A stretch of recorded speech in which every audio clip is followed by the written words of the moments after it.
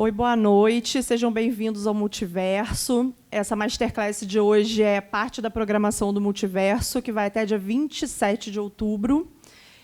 E hoje a gente está tendo a honra de receber o Fred Paulino, fundador do Gambiologia, e um dos motivos, assim, uma das inspirações para o Multiverso existir.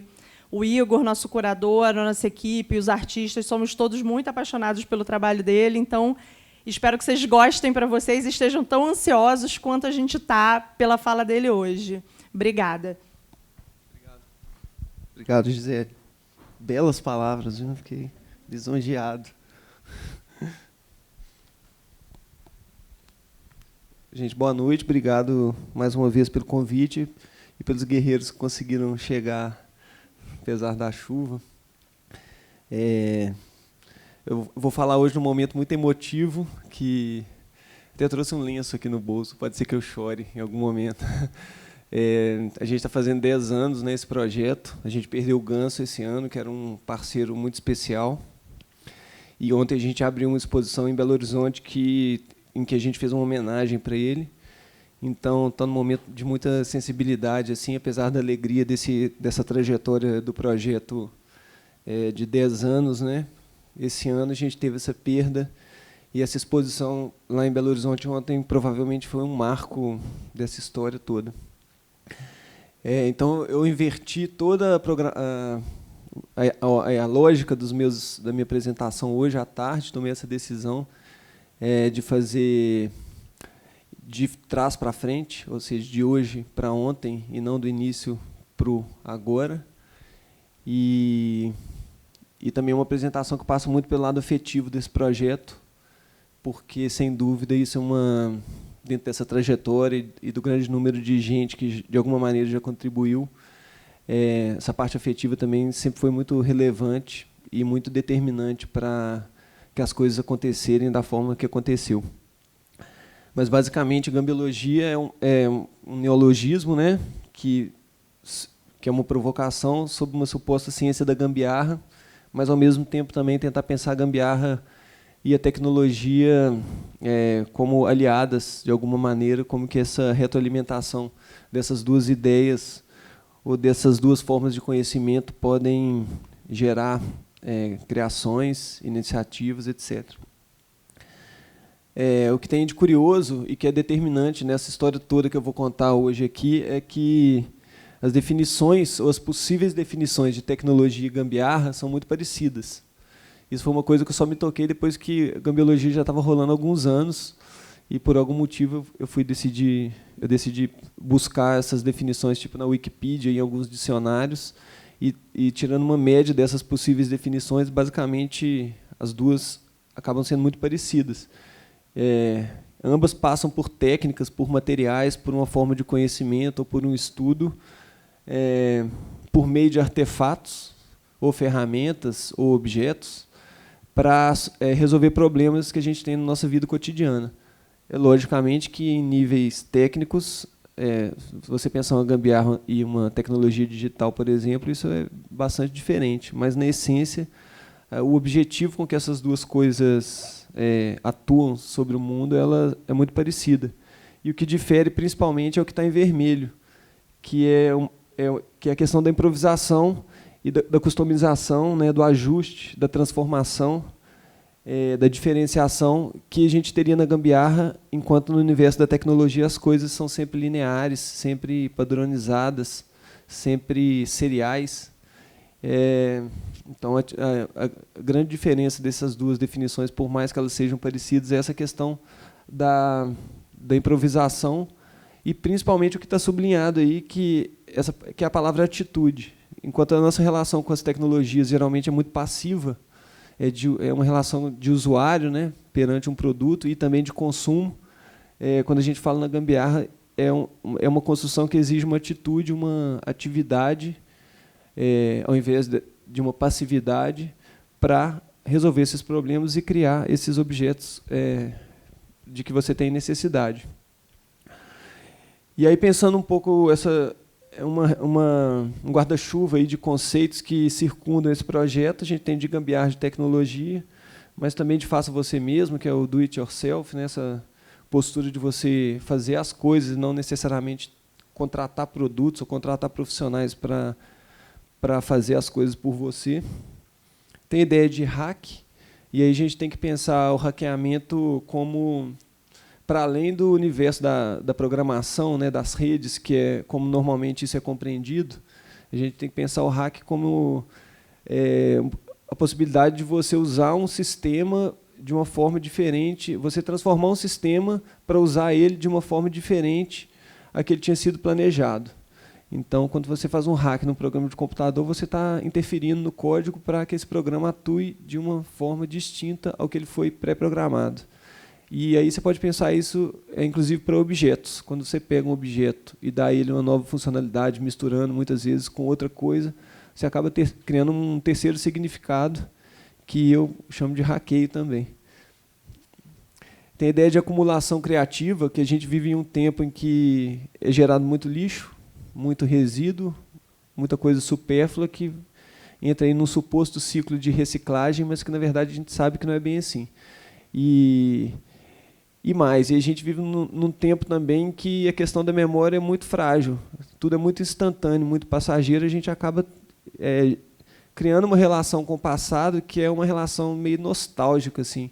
Parece que a gente, o passado vive numa memória e o passado, tipo de um mês atrás ou de 10 anos atrás, se confunde, o presente é muito acelerado e o futuro é empurrado para a gente o tempo todo.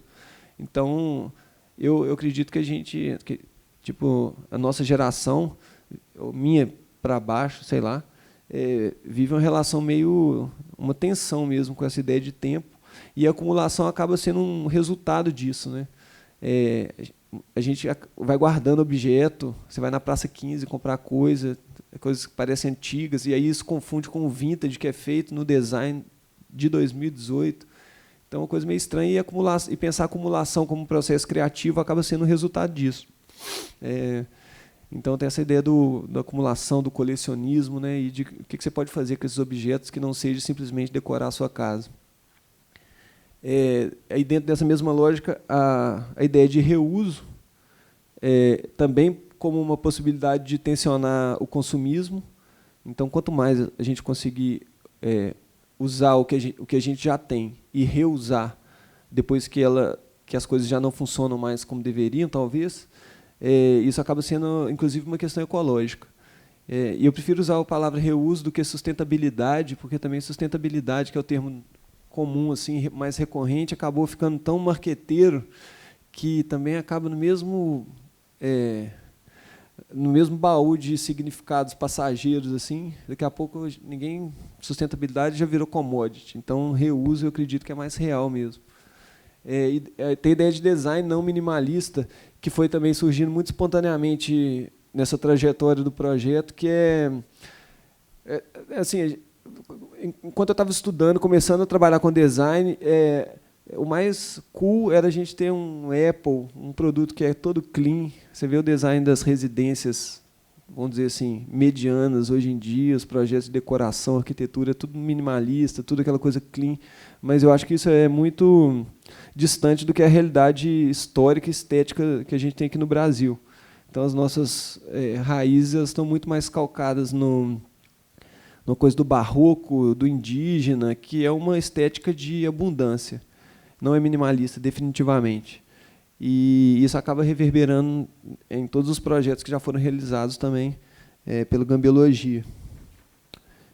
E aí isso também leva um pouco a uma ideia desse termo aí que eu cunhei, que é cultura pop tupiniquim, que é um pouco essa ideia de uma estética, vamos dizer assim, genuinamente brasileira. E aí cultura pop tupiniquim acaba sendo os marcos nessa história. E aí quando eu penso cultura pop tupiniquim, assim, eu estou falando de as coisas que foram definidoras e que serviram como definidoras no que eu entendo de mais rico da cultura brasileira, e também as maiores influências do Gambiologia, que seria a antropofagia, o tropicalismo e o mangue beat. Então, eu vejo a Gambiologia também como até um excesso de falsa modéstia, né, se colocar nos mesmos termos dessa galera, mas claro que eu estou pensando com as suas devidas proporções, mas como a influência mesmo que a gente recebeu. E o projeto teve 3 etapas distintas nessa trajetória. Tudo começou em 2008, como uma campanha para um festival, que eu vou mostrar adiante aí.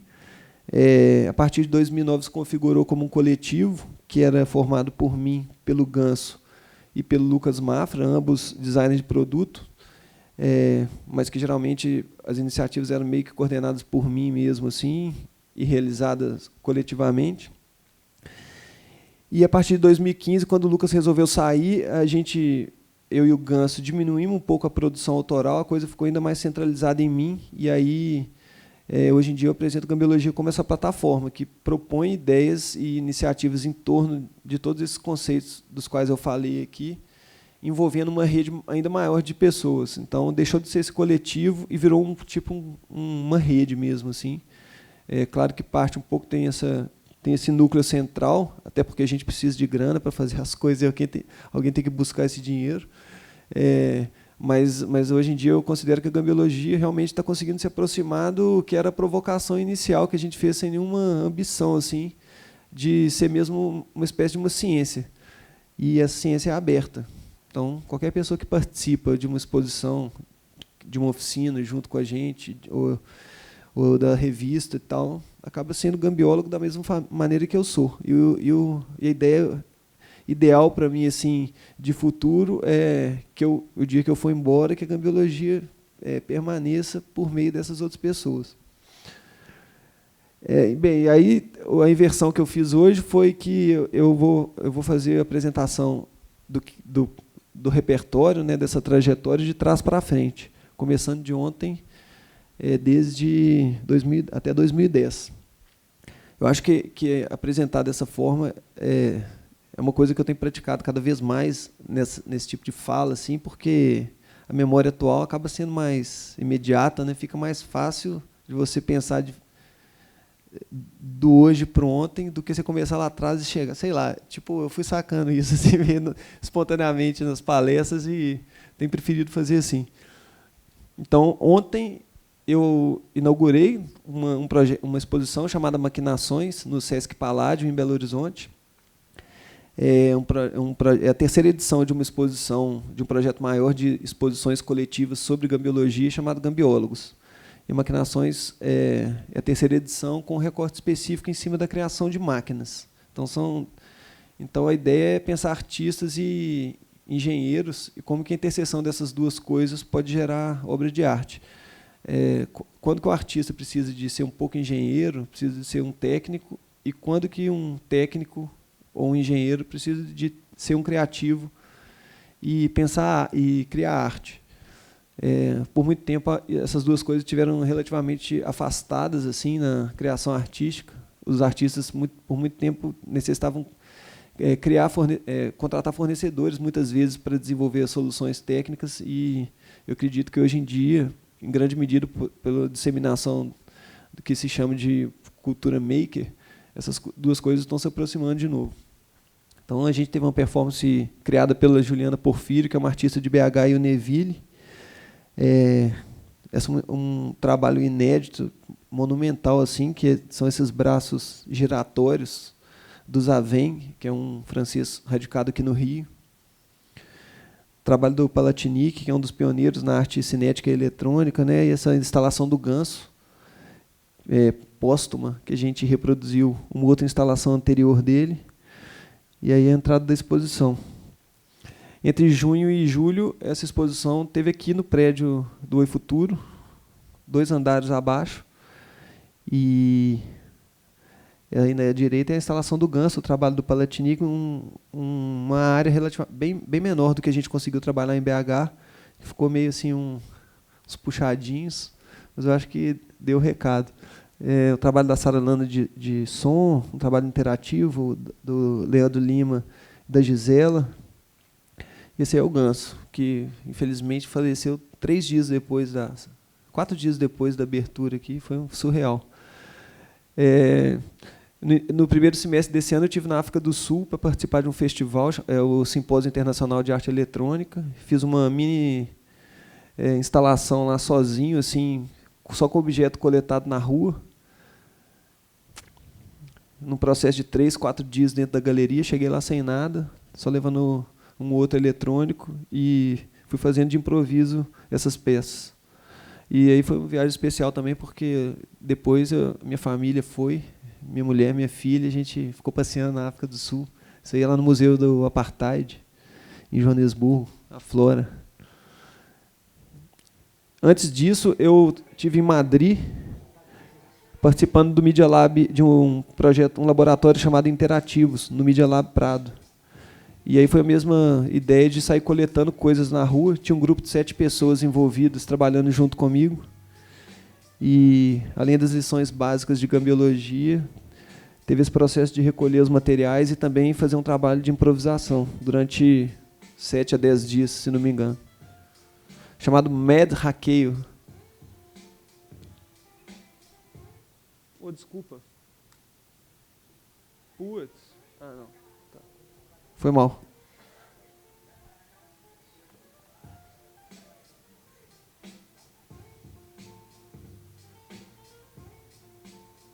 Aí esse é um vídeo que eu fiz assim muito rapidamente, só para poder ilustrar mesmo.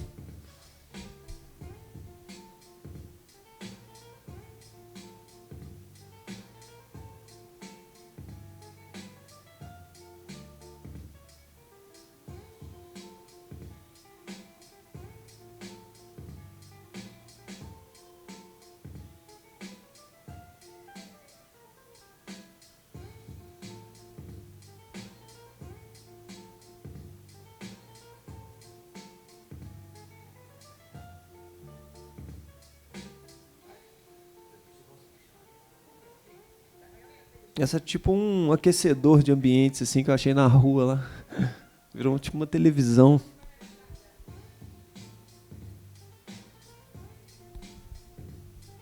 E a gente decidiu usar um carrinho de supermercado como base da escultura, porque lá na Espanha são os ciganos que recolhem o lixo na rua, principalmente esse lixo mais valioso, que não é recolhido pelo... mais valioso para a gente, que não é recolhido pelo sistema público de coleta de lixo. E eles usam esses carrinhos de supermercado para fazer isso. Então a gente desconstruiu um carrinho de supermercado.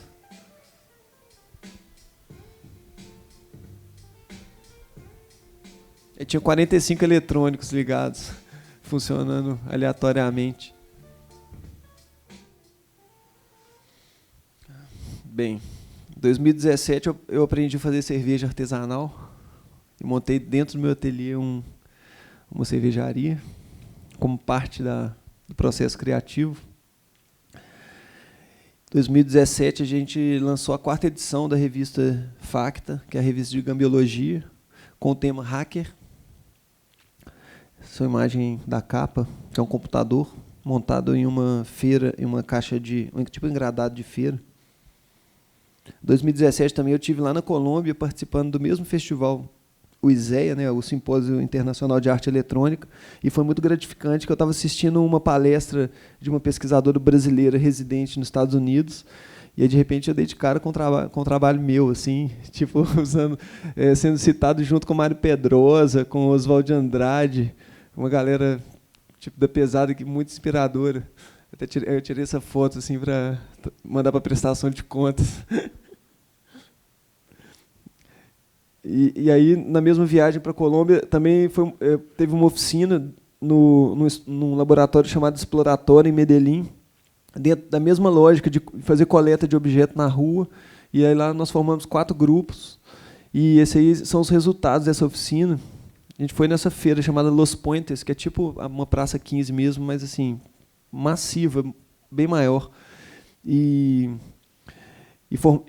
aí o pessoal construiu 4 esculturas que eu apresentei no fim, uma palestra tipo essa aqui, tipo um TED, assim, nesse exploratório. E essas são as esculturas que foram criadas pelo grupo.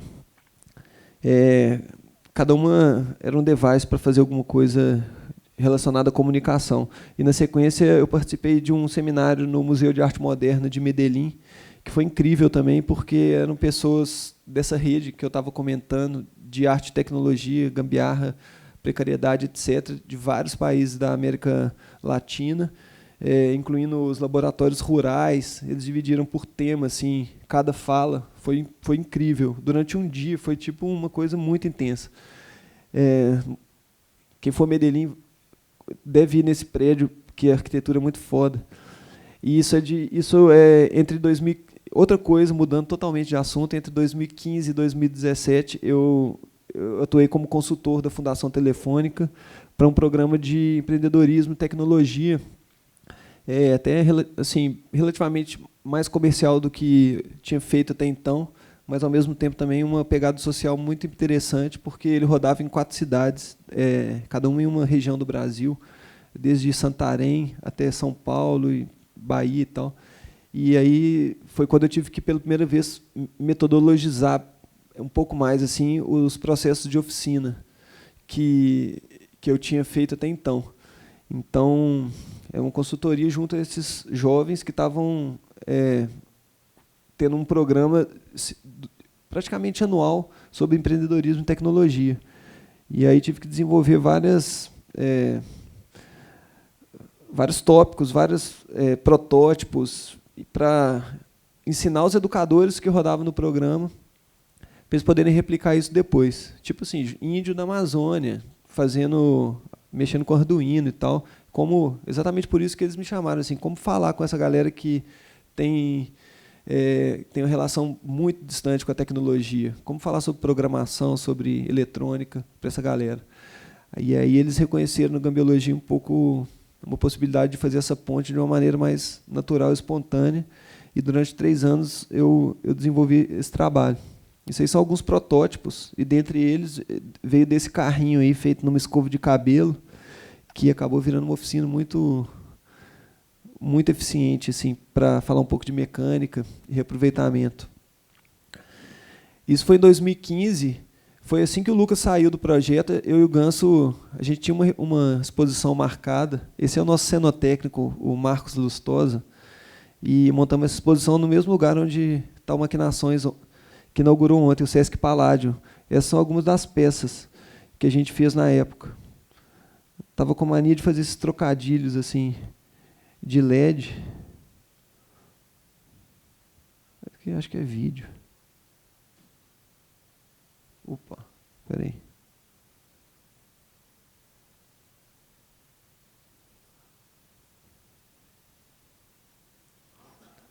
Aí isso usando tudo eletrônica analógica, uma coleção aí de controles obsoletos. Algumas das peças que estavam nessa exposição de 2015, que foi quando o coletivo se dissolveu. E aí, essa revista tinha sido lançada em 2014. A quarta que eu falei era sobre gambiarra, sobre hacker, é essa terceira. Foi lançada em 2014, a gente fez essas 2 esculturas aí para a capa, só para fotografar. E também em 2014 foi quando a gente fez a 2ª edição do Gambiólogos, que originou Maquinações, do qual eu já falei. Essa foi na Galeria do Oi Futuro, que ainda existia em Belo Horizonte, e tinha uma galeria anexa, onde o coletivo Gambiologia, nós 3, a gente expôs obras completas, tudo que a gente tinha sido feito até então, e realizamos oficinas também dentro dessa instalação. Chamava Oficina de Jean-Baptiste Gambier. Então, praticamente tudo que a gente tinha criado até então estava exposto aí. É uma bienal chamada Zero One, na Califórnia, onde a gente expôs essa armadura, que são várias peças de roupa feitas na tradição do canibalismo tecnológico, da gambiologia. E também, na mesma viagem, a gente desenvolveu esse gambiociclo, que é um veículo... Essa é a versão Pocket, que é um veículo para fazer intervenção na rua, inspirado nessa coisa dos vendedores ambulantes, e a ideia de fazer intervenções multimídia nos espaços públicos. No caso desse gambiociclo, e ele é o 2º de uma série, eu acho muito interessante porque era um carrinho de supermercado também, né? Assim como voltou essa ideia do carrinho de supermercado agora, lá no Media Lab, conforme eu mostrei, E é um carrinho nesse caso é um carrinho de supermercado com os eixos invertidos, assim. Então, metaforicamente, eu acho que é muito legal, porque o carrinho de supermercado é o ícone máximo assim do consumo, né? E a gente teve que inverter os eixos para ele andar só de ré. Então, enfim, tem uma coisa escondida aí que eu acho bem interessante e relevante para entender esse trabalho. Isso foi em 2012 também, uma exposição no Tomiotaki, em São Paulo, que a gente fez esse painel, que é inspirado nessas máquinas sequenciais, chamada Ruby Goldberg Machines, que são essas máquinas que a gente vê muito em comercial de televisão, que tem um dominó, que vai caindo, que depois empurra uma bolinha, que vai num balde, que cai uma água, não sei o quê. Essa é uma máquina dessas, só que aleatória, toda feita de materiais também reciclados. E ela é meio que uma gincana, assim. A ideia é levar para a galeria o máximo de sucata e de coisas encontradas previamente e usar todas, transformar todas, até que nenhuma esteja no seu estado e função originais. Nesse caso aí era um painel frente e verso. Em 2012 também foi o ano que a gente lançou a segunda edição da revista, com o título Acúmulo, Ação Criativa, que falava exatamente do que eu já mencionei, que é dessa questão da acumulação criativa e do colecionismo. Essa aí também é uma montagem que a gente fez só para fotografar para a capa. E essa foi em 2011, a primeira versão daquele painel, feito de forma comissionada para um SESC, para a inauguração de um SESC de São Paulo, e que foi esse processo de ficar dentro da galeria, trabalhando, até chegar num painel totalmente aleatório, uma espécie de uma colagem, né? E aí são alguns trabalhos dessa época também de obra de arte feita para exposições. Esse é um computador montado para uma instalação. Outro computador que a gente usou na capa da revista, que eu já mostrei, é alguns quadros com sequenciamento de luzes. Nesse caso aí são luzes de 3 gerações, né? São os LEDs, lâmpadas e uma vela. Aí esse é um projeto de mais ou menos 2012, que foi um projeto desenvolvido por uma estagiária nossa, que desenvolveu essa lanterna feita em um tubo de M&M's, e que é um projeto genial, assim, porque uma bateria de 9 volts cabe exatamente ali dentro, e você ligando 3 LEDs, você tem uma aula inteira de eletrônica, de matemática, física, eletrônica, por meio desse projeto, reutilizando um tubinho desse de M&M's. Eu já devo ter feito tipo umas 50 oficinas só desse projeto, assim, e cada uma é customizada, né?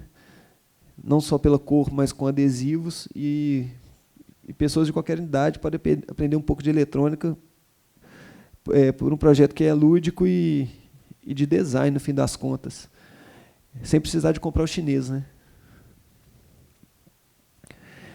Esse é um projeto de 2011 também, que são as malas chat. A ideia é fazer um sistema de videoconferência sem uso de internet e nenhuma tecnologia digital. Então, tipo um sistema subversivo de videoconferência, feito com essas 2 malas meio de caixeiro viajante, e elas conversam entre si, fazendo uma espécie de um Skype. Então, em cada uma tem 2 telas, onde você se vê e vê a outra pessoa, e o sinal é todo transmitido por meio de frequência de rádio e televisão, sem você precisar de pagar a operadora. Então, e mais, sem privacidade, porque toda essa conversa é transmitida no raio de X metros ou quilômetros, de forma que qualquer pessoa pode escutar essa conversa reservada. Então, é o oposto do que todo mundo exige nessa tecnologia de videoconferência, assim, né? Eu gosto mais do nome, quando eu tive que traduzir o nome desse trabalho, né, que em português ficou Malas Chat. Eu tive que traduzir para mandar para um festival fora do Brasil, e a tradução é Combat Chat System. Então é tipo um sistema de videoconferência de combate. E ele foi lançado aqui no Rio, no Festival de Cultura Digital, em 2011, no MAN. Teve a presença do Gil. O Gil era ministro da Cultura. Não, ele não era mais ministro, não. Mas ele foi lá e fez tipo um test drive, assim, que gerou essa foto clássica, talvez a foto mais clássica do coletivo Gambiologia. E eu estava com esse fone no pescoço, ouvindo o Cruzeiro ganhar de 6-1 do Atlético na hora, que se o Cruzeiro perdesse o jogo, ele ia ser rebaixado para a 2ª divisão. Hoje em dia, todos os cruzeirenses, qualquer foto, tirada assim. Virou tipo um negócio máximo, um patrimônio máximo do futebol belo-horizontino. Eu estava escutando esse jogo nessa hora aí, dando pau. E 2011 também foi o ano que saiu o primeiro número da revista de gambiologia, que era sobre Apocalipse. Não, 2012, é que eu errei. Estava sendo falado no Apocalipse Maia, né, em 2012. E aí, primeira edição da revista, que cada uma é temática, eu fiz essa provocação para quem eu convidei, que é de pensar o Apocalipse assim, como uma gambiarra pode ajudar no fim do mundo, ou quer dizer, como que as pessoas que sabem fazer gambiarras vão estar mais aptas a sobreviver no caso de um colapso. E aí as colaborações eram feitas em torno desse tema. E aí, para falar um pouco da lógica da revista, a ideia da revista é exatamente pensar a gambiologia sobre outras áreas do conhecimento. Então eu penso um tema e convido as pessoas de arquitetura, de moda, de design, de poesia, de ilustração, de nada, de ser desempregado, para colaborar, pensando a gambiologia pensando nesses temas que estão relacionados à gambiologia por meio das suas áreas de conhecimento. Então, essa primeira foi o Apocalipse, a gente fez essa barca aí numa oferenda de Iemanjá, né? Tipo uma barca do fim do mundo gambiológica, só com brinquedo, em cima de uma barca de Iemanjá, que é uma expressão máxima também da brasilidade, também, né? Assim, da africanidade também. Então, é uma super escultura que, infelizmente, já se desfez. E, nesse projeto da revista, tem um canal de YouTube com alguns vídeos. E esse foi o primeiro que foi feito, na época, que é um making-off da produção dessa capa.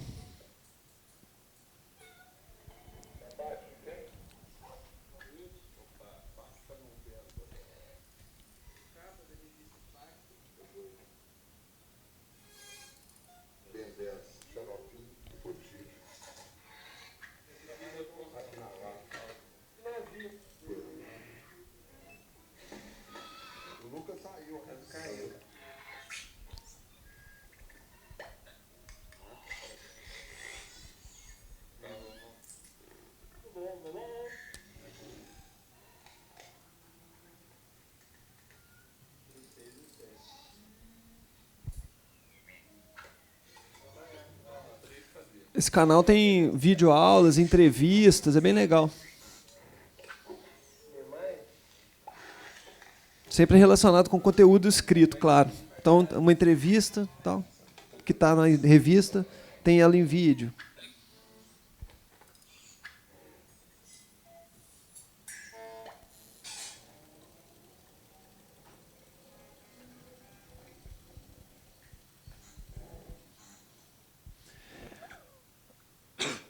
Meados de 2010, 2011, também foi quando a gente começou a fazer essas esculturas, meio com brinquedo reutilizado, e isso acabou começando a gerar os convites para a gente fazer oficinas. E conforme eu falei, desde 2010, a partir de um convite original para fazer uma oficina na FAFISH, que é a Faculdade de Ciências Humanas da UFMG, desde lá provavelmente já fiz quase uma centena de oficinas de gambiologia, em torno de todos esses temas. Elas acabaram virando meio que referenciais para as oficinas, ou para o que eles chamam de movimento maker, nessas oficinas de mão na massa, de pensar a tecnologia de uma forma mais acessível, que, claro, no caso do maker, tem uma grande relação com as tecnologias digitais, mas nesse processo de mão na massa, de ensinar a lida com ferramentas e, enfim, essa coisa do reuso, essas nossas oficinas acabaram sendo meio que referenciais, assim, gerando resultados tipo esses. A ideia da oficina, a provocação que eu faço no início, é pedir os alunos para levarem objetos que eles gostam, mas não usam, ou objetos que eles usam, mas não gostam, e trabalhar isso para transformar em novas coisas, fazendo essa recombinação de partes e funcionalidades para fazerem coisas que eles gostam e usam. Aí um painel tipo aquele Random Gambiarra Machine, feito em uma oficina no interior de São Paulo. Uma oficina de 5 dias, essa. E essa é uma outra também. Essa é uma oficina em Recife, que foi também gratificante, né? Conforme eu falei, o Mangue Beach é uma grande inspiração. tem uma oficina no Espaço Memorial Chico Science. E esse aí foi um dos resultados.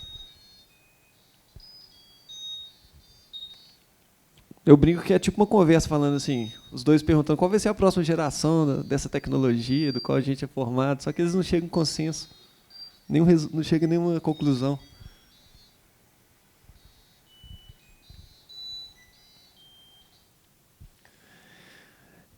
Isso foi em 2011 que eu fui ao Japão para representar a gambiologia e um coletivo paralelo que também a gente formava, que é o Graffiti Research Lab Brasil. O Graffiti Research Lab são os caras que fizeram nos Estados Unidos aquele grafite laser originalmente lá em 2005. E eu acabei gerando amizade com essa turma e formando essa célula do Graffiti Research Lab no Brasil, que foi o que gerou a gambiologia, porque ela veio junto com essa parceria minha, principalmente com o Lucas Mafra. Então, os dois projetos, em algum momento, durante algum tempo, eles foram praticamente a mesma coisa. Essa foi uma coletiva de todas as células do Graffiti Research Lab, lá em Yokohama. E esse aí foi o trabalho que a gente apresentou, que era um trabalho de gambiologia e do Graffiti Research Lab, que é uma espécie de um device para fazer grafite eletrônico, utilizando um Arduino. É uma mesa de desenho com uma animação em tempo real, a Tag Tool, enquanto ela ainda era código aberto. Agora os caras, infelizmente, são amigos, mas se renderam, só tem a Tag Tool no iPad. Esse projeto aí você já não consegue reproduzir.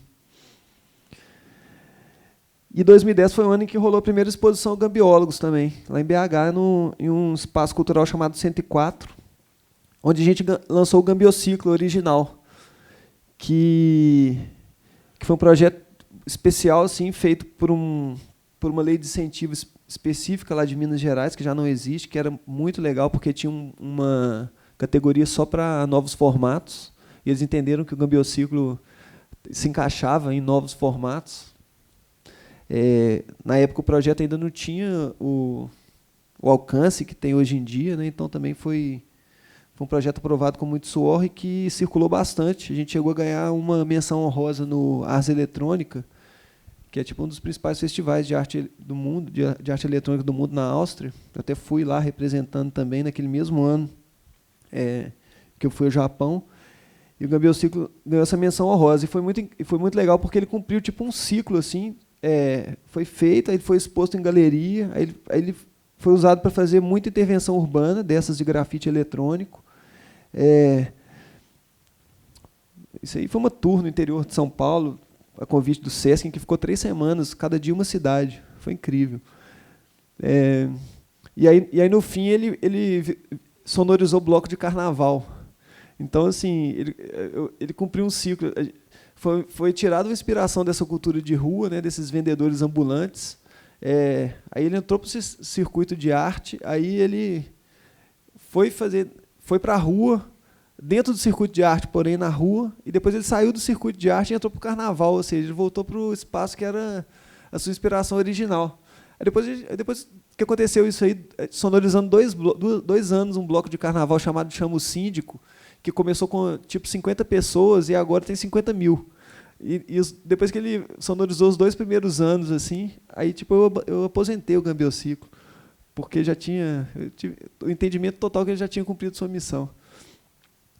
E isso aí foi antes, quando a gente começou, eu e o Lucas, a trabalhar nesses pequenos objetos de eletrônica, muito relacionado à iluminação, dentro dessa lógica de reaproveitamento. Então, isso aí foi até um brinde para o Festival Coquetel Molotov, lá de Recife, que a gente elaborou esse protótipo aí, algumas luminárias feitas já mais no onda de design de produto, assim, com materiais reutilizados.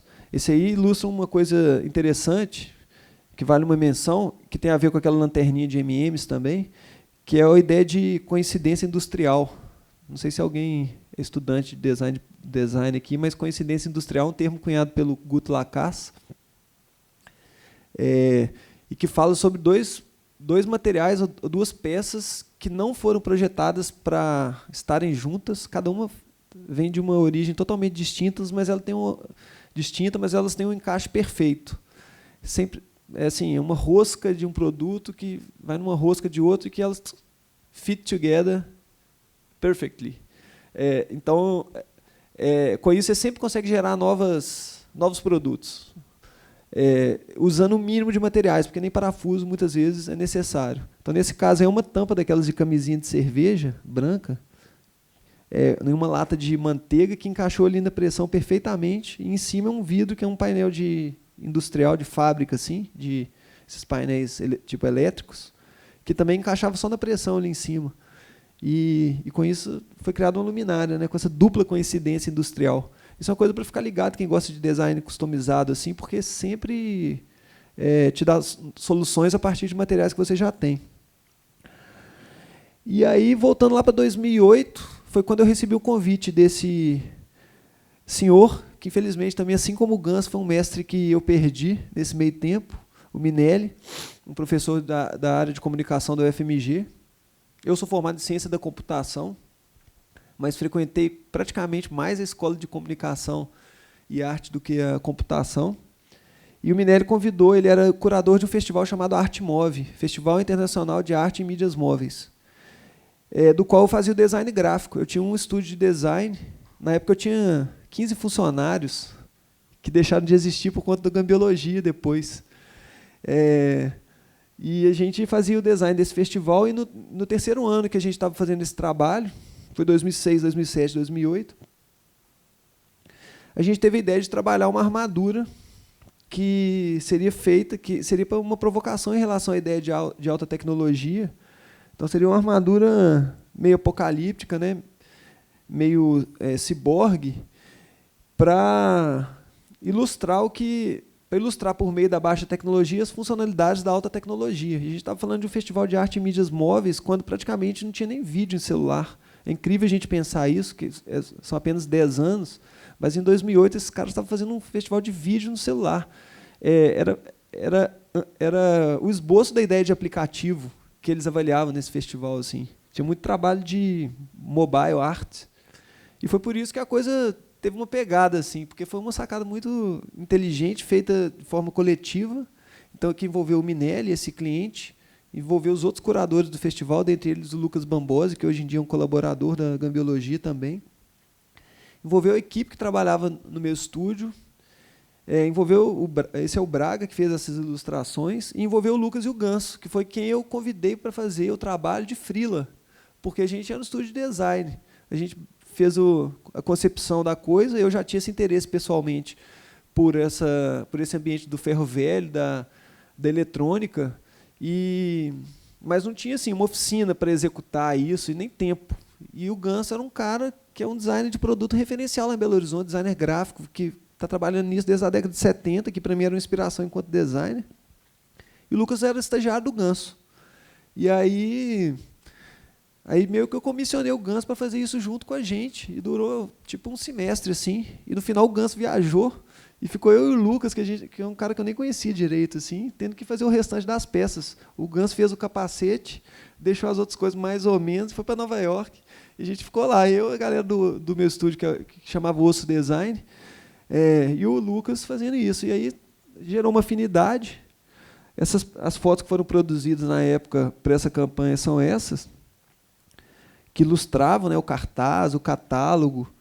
Inclusive, esse camarada era um dos designers que trabalhava lá no Osso, que acabou servindo de modelo.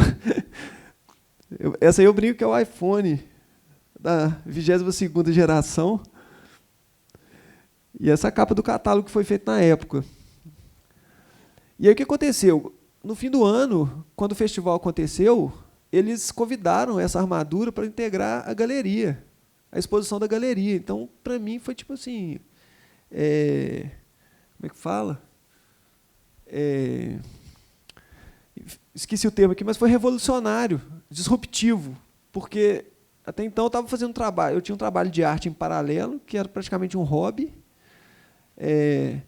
tinha um trabalho comercial como designer, que estava sempre ligado ao meio cultural, mas, né, estava fazendo uma campanha para um festival, e de repente eu estava dentro da galeria mais importante de Belo Horizonte apresentando essa armadura, coisa que eu nunca tinha acontecido, assim, eu já tinha frequentado alguns festivais, mas a coisa foi muito impactante assim na época. E essas peças estiveram expostas na exposição do Arte Move.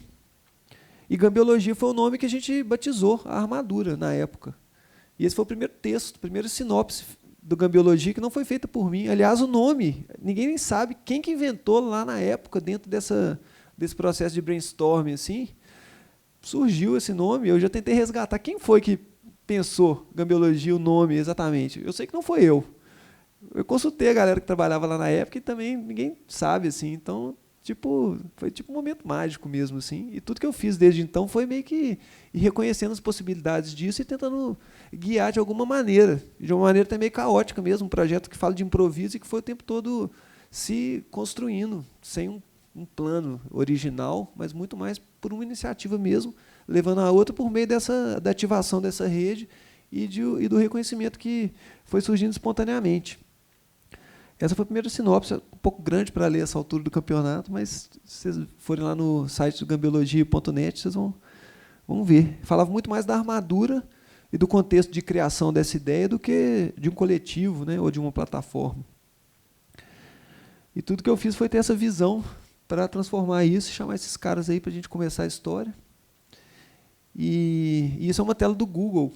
Quando eu decidi transformar a Gambiologia em um projeto, e chamei o Lucas e o Ganso na responsa, falei, cara, vamos registrar um domínio na internet, vamos fazer uma logomarca, vamos trabalhar isso aqui, vou mandar meus 12 funcionários embora para viver disso. E deu certo. Isso é uma busca do Google da palavra gambiologia em 2008, que tinha um resultado sobre biologia. Mas é isso, gente. Obrigado. Tem os meus contatos, agradeço aqui mais uma vez a Gisele, pessoal do Multiverso, e estou aberto aí para a gente trocar uma ideia. Valeu.